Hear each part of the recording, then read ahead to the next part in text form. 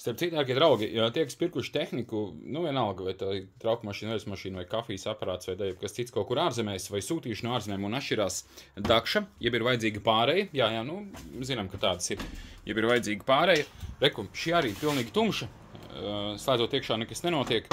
un, ja ir šāda te pārēja, trešais gadījums, starp citu, kad atved, un šis te vienkārši ir beigts, un viss ar tehniku, viss ir kārtībā, bet šis te vērķis niķojās.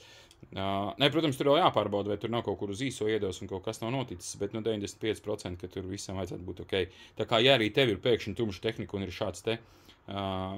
te pārēja vienā galā, nu tad paskaties, vai tur nav vai 5 eiro, 12, varbūt 15, kā kurā veikalā, un ar visu tiks galā pats, ja? Pirms sveiti paskaties. Šeit arī, protams, nezinājām, ka tāda ir, un teicām cilvēkam, lai vērt pie mums, un reku rezultāts.